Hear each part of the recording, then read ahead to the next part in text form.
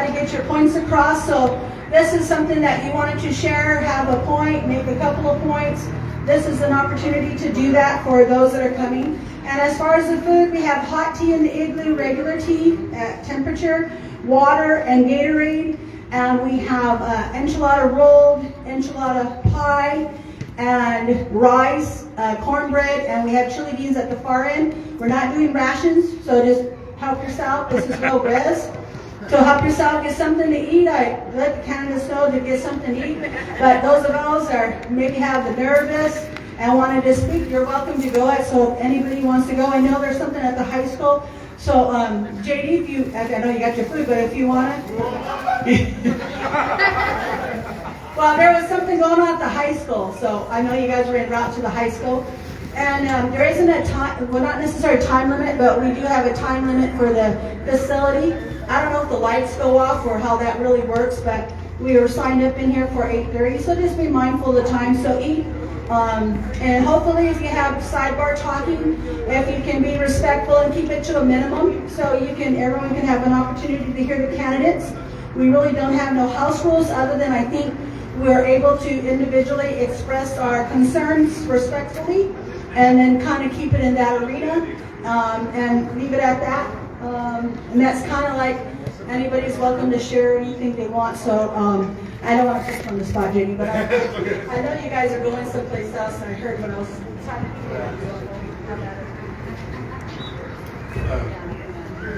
you. Good evening, or good night, or whatever it is. Yeah, my name is Johnson J.D. Fisher. I've been on council for 12 years. I've served with some of you, Vice Chairman Moses, Councilmember Ed Yeva, Wanda, she was here. I'd like to say thank you, Sonia, for putting this on. It's really, I know it was last minute, but it's really good. So, as a candidate for the chairperson, our chairman, I think that one thing that I'm really been pushing for is our tribal membership. I've always pushed for our tribal members, whether it be key positions in the directors or the employees or anything with the tribal members, qualified members, and I've always done that and I'm so proud of that. I think further with the chairperson's office, I need to, the better communication between department heads, council, and the community. With technology, social media, I believe we can do this. And I think that one important thing, everyone, teamwork, and you have to be a team player because it don't matter if you have all the answers in your hand, you need 3 or 4 other people to go with it. That's the truth, hard truth of being on council. So I think that the more communication lines we have open and the more concerns, we all have the same concerns. I think the issue would probably be one thing that would be the money, the financial stuff. That would be the main key on what we need to do or how we need to pass certain things that you guys want to get done in the community. So it's not necessarily the ideas are not there or the people are, or accountability is not there. It's a matter of the expense. You know, some council members have different priorities when it comes to money wise. Some people are like, I love these people, but save money because we don't need it, you know, and that's great. But reality too, you need to spend money to make money. So I think that that's one thing as a chairman I want to do. And I think that we need to look through our finances and see us what to get through, not just because we have a new elected president that, you know, has cut federal funding in the past. That's another thing we need to look at is make sure how we're going to get through this 4 years.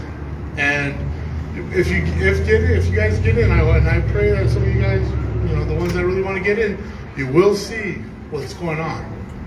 And everyone that says that sat on that side and said this and that came on this side, and you're like, oh, okay. So it's kind of like it opens up your mind. It's a cultural shock. And when you're on this side, you're not thinking about individuals or your favorite people. You're thinking of everybody. Everybody that has a tribal number. Those are your people. So if you don't plan on changing and, you know, yeah, when you get on this side, you will. It's either better for the worst, but you will change, and you will see a different perspective.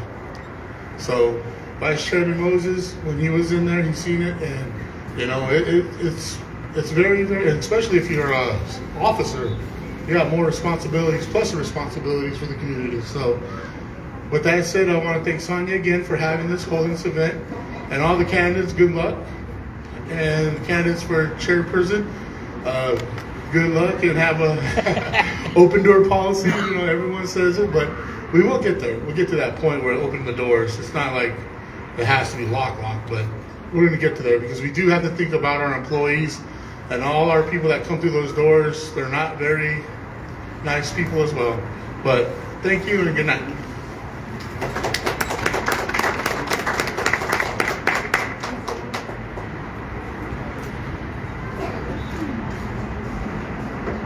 Okay, I am not Superwoman. Sometimes my family thinks, or I try to portray that I am, but I'm not. And so I couldn't do this without the support of our community people. So we have more stuff still coming. People have just wanted to volunteer. Even candidates have offered to pay. It wasn't required anybody bring anything.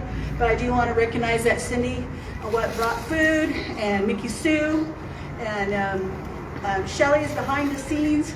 So I'd like to thank those people to recognize that. And there is salt around. I was trying to be considerate. So I was at work all day, so I know salt's needed, and I'm a salt person, but I was trying to be mindful of that. So there is salt floating around, just to help you know that is there. So next, I don't have an order, and I see Keith has a bowl, and Richard don't have one. So do you want to go, Keith, or you want me to let Richard? You want to go? I'm good. You want to go? Yeah.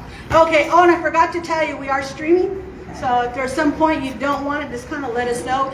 And again, our means was trying to share information with people. We really didn't know what the weather was going to be. And all we're trying to do is get information out to people, because I think I've heard all through the campaign, that's what we want to do, get information out to our people. So that's one way we're doing it. So just so you know that, just want to get to know, no surprises. So wave. We didn't do a panorama, but wave.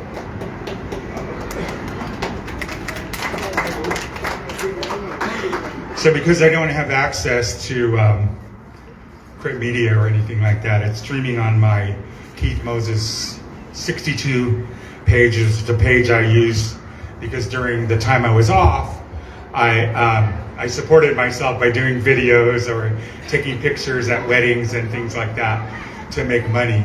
So that's where I have it right now, but I'll share it off to wherever, probably to Sonia's page, and if you have her, you can see that too.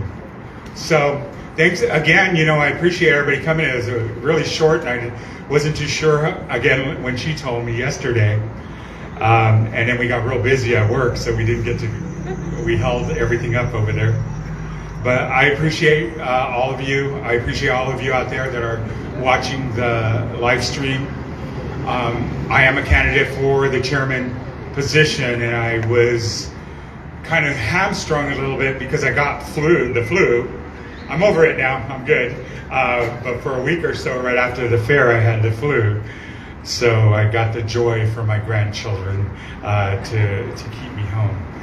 I think all the things that I've been saying about being a chairperson are the things that I'm doing over at the Blue Water Lagoon. One of the things I noticed when I first got to the Blue Water Lagoon a year ago was everybody was disconnected. The workers, the residents that live in the park were disconnected, and there was no information for anybody. There was no information going to employees. There was no information going to residents. And so when you have things like that, one of the things I learned during my 7 years being the vice chairman is I thought we were doing a good job at communicating, but I see that we weren't. And so when I came into this position, I took a different approach in that I had meetings. I met with the employees every month. I met with them individually. I talked to them about what they think they want the Blue Water Lagoon to be. I met with all the residents. I said, hey, it was actually right around this date last year, I had a group meeting with everybody, and everybody packed that clubhouse and came and asked me questions and I answered all their questions as honestly as I could. I told them exactly what was going to happen, and if you don't know, there is a master lease that's running out in 2031. We agreed to honor that until that point. At that point, CRIT will fully take over the park and adjust rents and do these things. So I've been telling people over there, your rent's gonna go up. Because some of them are paying no rent, some of them are paying $50. At the high end, you're paying about $800. But that's because we agreed to go with what Mr. Winter, who started the park, we agreed to follow his master lease until the end. So there's a differential in what people are paying. So we talked to them, I told them your rent's gonna go up. Every time I see them, I tell them your rent is gonna go up. You need to be prepared for that. I know that some of you aren't gonna be able to afford staying there, but that's the reality. I didn't lie to anybody. I didn't tell them, oh, we could work this out. I just told them the truth. And I think when we look at that in a short term of an enterprise for CRIT, and we take that and look at the reservation as a whole, that was one of the things that I've noticed over the last few years.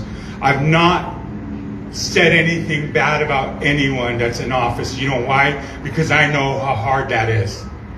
I know how much stress it is, how much it stresses on your family if you have a family that you go home to. It was a little easier because I was single and I didn't have a kid or a wife to go to. I just had myself. But it is a very stressful job, and it is a very, at times, thankless job. So everybody that's on that, I commend them for being there. And I commend all of you for wanting to be on there, because those of you that have been there, like Cindy and Sonia and others that are here that have already been there, Ed, you know what it's like. And it's hard to describe to people that have never been a part of the tribal council until you actually get there and get bombarded with everything. And so when JD talks about we're trying to be open, sometimes there are things you just can't say, and there are things that you just have to work on privately, and then you present it in the end to everybody. So I saw after the pandemic that we were just kind of, and it was a hard time for everybody, not just here, throughout the world, of trying to recover, trying to be better, trying to return to what you were, and try to be successful. I think that's where we're at right now. We're kind of in the stages of what are we going to do next? Where do we see ourselves 20 years down the road? Where do we see ourselves going as a tribe, as all 4 tribes here working together to get to that goal? Because I know that we're asking enterprises and departments your 5-year plan. I asked, well, what's CRIT's plan? What's CRIT's plan for the future so we can all work towards that plan?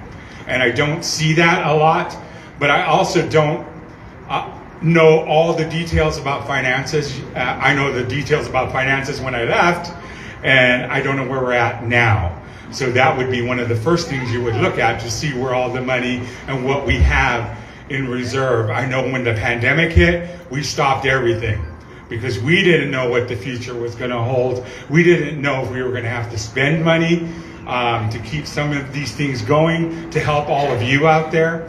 So it was just a time of just trying to figure your way out. And that's where I think we are right now. And that's why I say, at some point, we have to start taking steps to move forward.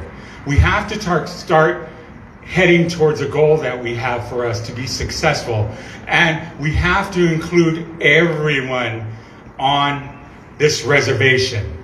We have to include all our tribes.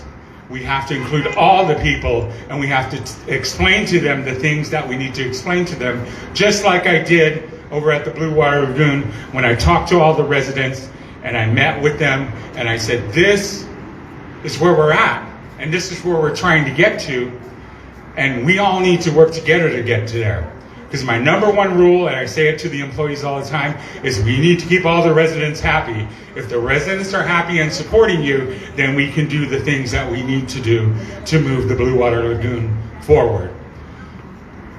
honestly, when I started the job a year ago, I wasn't sure I was able to do the job. And I can honestly tell you that, because I thought I was about ready to retire. I was about ready to just like enjoy my life. Those of you that know I enjoy making movies and doing the movie thing. And that was my future. I was going to retire, and I didn't do that because I saw that I still had some value to CRIT by running this enterprise, and it allowed me to rethink about my future, and that's why I chose to run this year, to just kind of get us on a firm footing moving forward by looking at our enterprises and actually gauging how successful they actually are. And are we helping them by providing them the things that they need? Because I know it's been a struggle for me to ask for things that enterprise should already have. And I see the disconnection there with the process. The process isn't working as fast as it could. We're business, and we need to operate like a business. We're competing with everybody around us, and we need to pay people on time. We need to get people coming in, because we have people that don't want to work for us because we don't pay them right away. It takes 2 to 3, 4 weeks later, and I know it's really improved. Or when we hire people, it took me 6 months to start that job. I was hired in July. I did not start until around September, the end of September, because of all the things that you have to go to finally get hired. We need to solve that problem and make our enterprises successful, make them be the money makers that we know that they can be. These were all set up by our leaders before us. These were all set up by the people that were in charge that brought us to this point that we have all these enterprises. We have all these departments. We have all these things that we take for granted sometimes, like we've always had it. I know the younger people think that, oh, we always had this, or we always had behavioral health, or we always had social services. But we didn't. At one point, we didn't have a lot of these things. But it was because of people's planning, of people working together. That's how we got here. And we need to preserve that, and we need to move that forward. We need to gauge where we're at, bring in more money, because everybody's still talking about the same problems they talked about when I first ran years ago. We need housing. We need something for our seniors. We need some kind of nursing place so we don't have to ship them off somewhere. I always said we probably could have built that, but we didn't have workers. We didn't have anybody. We need to start educating people. We need to train them to run these jobs. We need to trust our people to do the jobs that they go to school for, that we send them to school for, and we don't do that because we have a lot of departments and a lot of enterprises that have a lot of older employees that don't want you to get in their business, that don't want you to, if you're young and you're trying to come in with ideas, you get, well, you don't know what you're doing, you're a young guy, you don't know how to do this, you give yourself a couple of more years. We don't have that. We need to embrace people to come back. We need to set up some kind of system with our education, which is really lacking in bringing and educating them from when they graduate to when they go to college. And now what do we want to do with that education? We need to have them come back, and we need to receive them.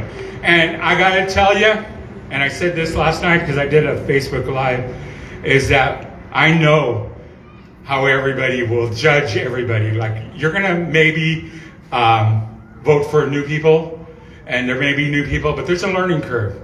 There's a learning curve for learning how to be a tribal council member. They're not going to go in, and they're not going to know all the processes, and they're going to have to struggle to figure it out, because there's no manual that tells you how to do it. I had to figure it out, and I had to figure everything out for 2 years till I felt really comfortable that I know what I was doing, and then it's time to run for election again. So I say, if you vote for somebody new, you give them that opportunity to learn. You help them, you support them. Support them past the time when they're not helping you. That's the problem. If something gets passed and it affects you, then you kind of, I don't know why I voted for you now. You need to support everybody, whatever the issues are. You need to stand by their side. You need to stand by this council right now instead of always getting angry about the things they're doing, and help them and support them. I don't know anyone that doesn't respond to being told you're doing a good job. I say that to my employees all the time. I tell them when they do something well. I let them know that. And even when I was down there, I would do that same thing. So we just need to support each other. And I keep saying, whatever happens on Saturday, we're all going to be here. It's not life or death. If I don't get voted in or someone doesn't get voted in, we just we accept who won and we move on and we make Crit a better place. And that's all we need to do. It's really simple, but it's so hard because we get in the way of that. So I'm going to shut up now and I'm going to let Richard come up and talk. But I appreciate your time. And if you want to vote for me on Saturday, I welcome that. If you want to vote for everybody else, I'm telling everybody, listen to what people are saying to you. Pick the people that you think are going to do the things you need them to do moving forward. Pick those people and vote for them. And get your family members to come out and vote. Because I hear a lot of this today. Oh, well, I don't want to vote because it's not going to make a difference. I don't want to vote because nothing's going to change. Well, it's not going to change if you don't do something. We all learned this in the general election about a month ago, right? We all thought something else was going to happen, but here we are. So don't wait for that moment. Thank you guys. I appreciate it. Enjoy your food. Have a good night.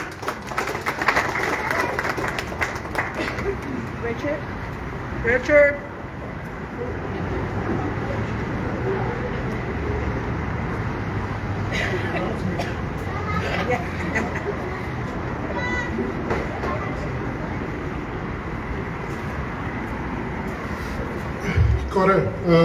Good evening, everyone. My name is Richard Armstrong. For you guys that don't know me, but I've been around for a long time. And let me go ahead and thank Sonia for putting this on and getting all the candidates to participate and helping kind of get the message out about what's going to happen, what's in store, and what we expect, and all the things that have gone wrong and what could go right and whatnot. As I told the group on Monday night at the Meet the Candidate meeting at the casino, Inyich Ahama. So that is why I talk about the water. To me, the water is very important. We went into this thing with all best intentions, I guess, that we were going to get money and we were going to sell our water, or as they say, lease our water, but that's another story. So anyway, we're at this point, and I think that based upon that August 1st meeting, what was said there was a very, very destructive and very disinformed, because at that meeting, we weren't told anything. Matter of fact, the only thing that we were told that was really an eye-opener for me is that we have no water code. We have no water code. And the chairperson said that we need all the people to become involved so we can get the water code. Well, that's kind of after the fact. Should we have the water code before we get into this selling our water, so we have that vision and know what we're looking at? What do we want? You look at the flyers that were distributed. You talk about the first thing that goes on that for that promise is distribution. That monies that was obtained from leasing or selling the water was for increased distribution. Has that happened? No. Second was for infrastructure. Third was for the seniors, and then the last one was for the infrastructure for the canals and the water system. But none of that has happened, and we've been, we've come to this point. We're still suffering the same thing. We haven't got anything. So, if there's saying there's some transparency, there's not. That's my belief, and I believe that strongly because I haven't been informed. Only thing I'm getting is all the information that's on the newspaper that has started since 2016. And I asked questions. I went to meetings. I got writings. I got handouts and information on things that go back to 2017, 2018. Even the ordinance that was passed talks about the intent was to increase the distribution for tribal members, infrastructure, but that's never happened. So we're here at this point, and now we're kind of floundering. And the scary part, and Keith brought that up, is that we got a new president coming in. I don't know what's going to happen, and if we don't have something ready to go, and we don't hit the ground running from January 1st, or when we get everybody gets sworn in, we're going to have to work really hard and really be very pessimistic as to what's going to happen with the water, because we're behind the 8 ball right now. Because that water, if we lose that water, everything that you look for, everything we have here is going to be gone. We have no farming, and farming is our backbone. That's what gave us everything. And look at it, we're fallowing the land, and we got no farm. The farm is in zero. That's what I'm being told. I don't know, but that's what I've been told. It's in the red. Casino is barely above water. Our distribution this year was from general welfare, government funding. So, you read between the lines. It is what it is. So, everything that we're looking for and everything that we're wanting, that everybody's bringing out about what we want and all that, goes back to our water. So we got to protect that water. So I'm in for it for one, getting our farms going, getting that producing, and going forward and using our water. Because also at that August 1st meeting, chairperson said, we need to use our water. We need to use our water. So the question was asked, well, how come we've been fouling all this water? Why have we been fouling all this land, for the water? So a lot of questions that are really incomplete as far as the answers go, but we are what we are. I got a news clip that was put up by the tribe on when they got the lease, and they were leasing for $250 an acre foot of water. We leased 50,000 acre feet of water per year for 3 years in that agreement. And that agreement was done before we had this supposedly 3-way agreement. So, I asked, well, how can we do that if we have no written agreement? Are we legal or illegal? And then the state of Arizona is pushing us to get this all done. And I questioned them. I said, are you acting as an agent for the tribe to get our water taken away? Because it sounds like you are. And if it is, that's not right. That's illegal. But I never got a response back from them. And that was based upon the meeting that they had that gave out the first information on the fallowing of the land. And it was really a thing to behold and see. I got portions of it. I got the information they gave out and whatnot. And it was, I was really, to say the least, I was mad, which I was. And that's where I kind of got going. And then after this August 1st meeting, that's what got me stimulated to say, hey, I need to run for chairman. I need to help get this thing going. And like I told the people, I'm not asking for 8 more years or 12 more years to get something accomplished. I want 4 more years. Give me 4 years. Let's see if I can turn this thing around. Get us 4 council people that are aggressive. And I'm almost positive we can turn this thing around and get it going in the right direction. I'm not looking to be a career politician. So, I'm here just to spread the word, and I've been going around talking with people at their homes and whatnot. I've been on that road every day, maybe 10, 15 people a day, and a lot of feedback as to what everybody's talking about. Yes, everybody has concerns. Everybody has legitimate concerns.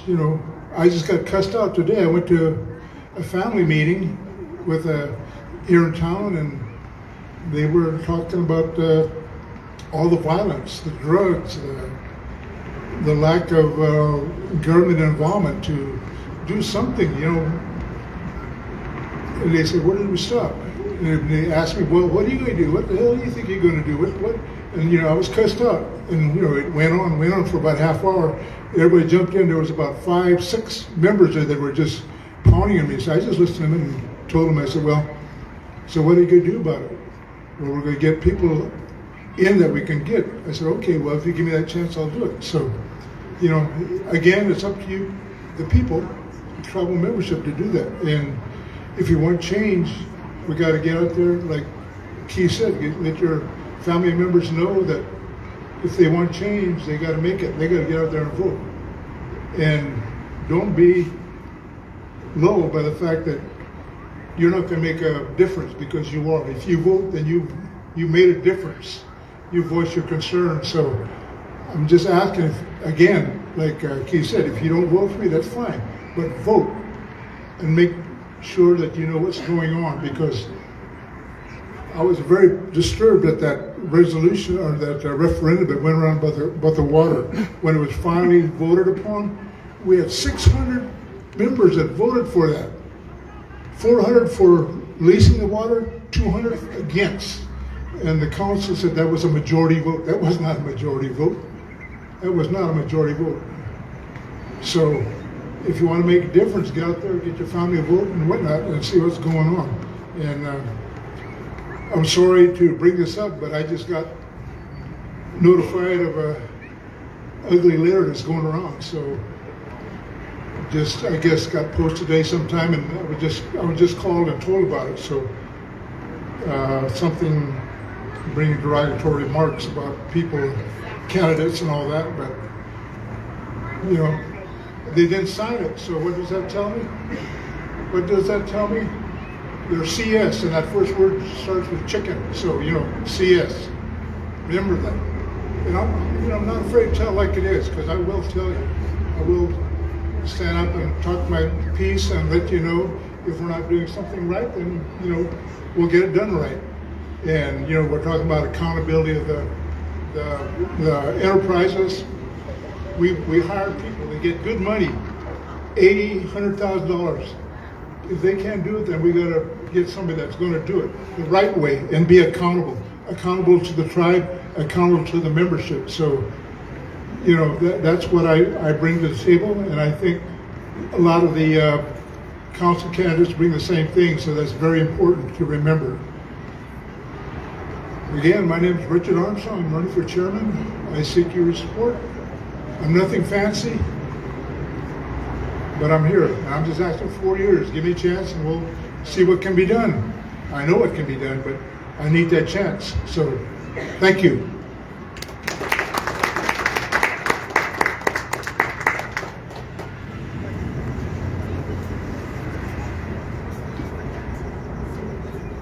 Thank you guys for coming and sharing your words in regards to your candidacy for chairmanship. And I started with the chairmanship because that is our leader, that's someone that's going to be in that office as we go forward. I think it's duly respected. So thank all the 3 candidates. And if any of the candidates have heard from some of the other candidates why they couldn't be here, I would like you to share that. Because it wasn't like, you know, I think we were all moving forward trying to make sure that we can be uniform, or you can be in unison and we can work together. And Richard has some handouts, so you know, if you like some, I have a granddaughter somewhere that might be willing to help you some out. Granddaughter, come on up, granddaughters. So they can give you a little help on there. Thank you for my granddaughters. I just wanted to say that for us, so if you know, I actually got a message from candidate Vanessa Oliveras, and she said she's on council travel this week and it wasn't going to be able to be here, but she thanked for the opportunity and she wished she could be here. And then later on this afternoon, I found out that it's Water Week or something going on in Vegas, so we may have a lot of people. And so if you heard, that's why I'm saying share, because I may not know that, and we may not have a lot of council people who are incumbents. So just wanted to say that and share that with everybody. So when you come up here, if you kind of make a side note to do that. I did get another request from someone that has another event, so I'm going to let him go next. And I honestly, there's no toss of the hat. I was kind of walking around and seeing a lot of you guys snuck in, and I didn't see you guys because I don't know what I was doing, probably yakking. But this is how I got it. And if there's something going on and you know, you need to let me know, because I'm flexible. You know, I'm going to be the last person. So by arrival, as I got you, was Ryan, Cindy, Tim, Rayanne, Brandon, Chance, Tommy, James, Clarence, Ed, then me. So if it's going to be any different, if something's coming up, if you need to be someplace, just let me know, because I'm thinking we're all flexible, and that's actually a visible sign to each and one of us that we're willing to work together, put our differences aside, and do something for a common. I do have an event, but so one candidate come forward, he has an event to go to, and he has to come, so I'm gonna let him come up and speak with you guys. And he did want not to be recorded. So if we can let that go, and we will honor that, because you don't have to be here. It's just an opportunity for you, and I'm gonna try to do that. So thank you.